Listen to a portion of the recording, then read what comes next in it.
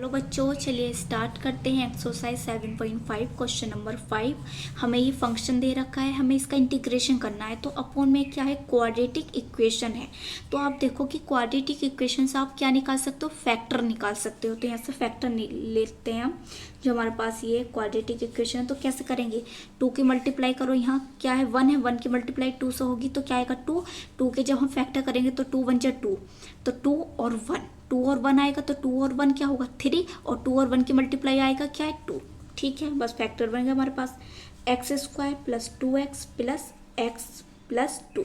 यहाँ देखो minus minus plus करेंगे तो क्या आएगा 3x, ये आना चाहिए, मल्टीप्लाई करेंगे तो 2 आना चाहिए, तो यही आ रहा है। यहाँ से कॉमन लो x, तो क्या बचेगा x प्लस 2, यहाँ से कॉमन क्या आएगा प्लस 1 आएगा, तो क्या आएगा x प्लस 2।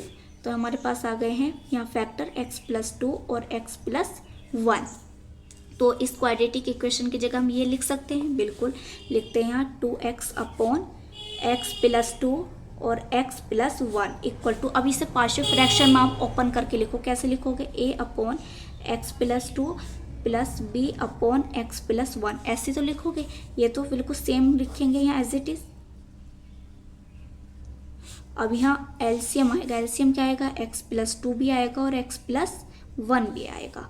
तो यहाँ इसके अपोन में ये है तो मल्टीप्लाई किससे होगी, x प्लस 1 से होगी। इसके अपोन में x प्लस 1 है तो मल्टीप्लाई किससे होगी, x प्लस 2 से होगी।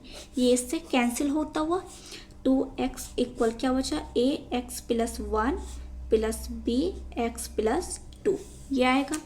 अब क्या करना है, a की मल्टीप्लाई अंदर करेंगे ax प्लस a और b की करेंगे तो bx प्लस 2b। अब आपको क्या करना है, x वाले एक साइड कर लो, ax प्लस bx और कांस्टेंट वाले एक साइड, ये हो गया। अब यहाँ से आप क्या कर सकते हो, x कॉमन ले सकते हो, तो क्या है a plus b plus a plus 2b, ये आएगा।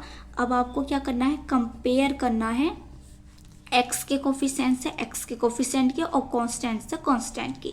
तो यहाँ कंपेयर करो a plus b equal to क्या है, कौन x का कोफिशिएंट तो यहाँ ये है, लिख लिया, यहाँ क्या है 2 है। ठीक, अब ये कांस्टेंट है तो इधर तो कोई कांस्टेंट वैल्यू देख ही नहीं रही, तो क्या लेंगे 0। अब यहाँ देखो a b में बन रहा है, मतलब जो हमारी इक्वेशन बनी है वो a b में बन रही है, c में नहीं आ रही। मतलब a प्लस बी c आता ना, तो वो तो एलिमिनेशन से ही करना है हमें। अब यहाँ जो है a b आ रहा है, मतलब सिर्फ a b है, तो सब्स्टिट्यूशन से कर लेते हैं।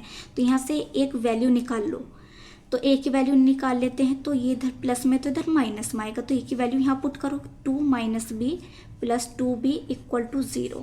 अब यहाँ 2 है और यहाँ 1 है, तो क्या आएगा, प्लस का आंसर आएगा, प्लस के ज़्यादा है तो प्लस के b आएगा इक्वल टू 0, और इधर ये प्लस में है तो इधर माइनस में आ जाएगी। तो a b की वैल्यू तो आपने निकाल ली -2, अब यहाँ पुट कर लो -2, क्या है माइनस के 2, तो a equal minus minus plus, multiply में प्लस हो जाता है। अब 2 और 2 4, तो हमारे पास b की वैल्यू तो आ गई है -2 और a की वैल्यू आ गई है 4।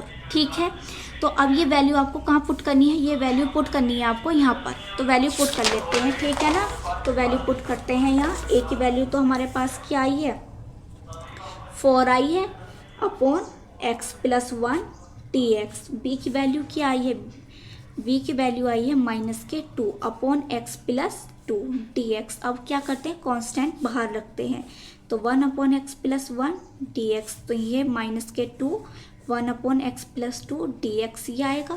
अब ये डायरेक्ट लॉग वाला फॉर्मूला बनना है, तो 4 log mod x plus 1 -2 log mod x plus 2 plus c, ये हमारा आंसर आ गया है। वीडियो को लाइक करो, शेयर करो, प्लीज़ चैनल को सब्सक्राइब करो।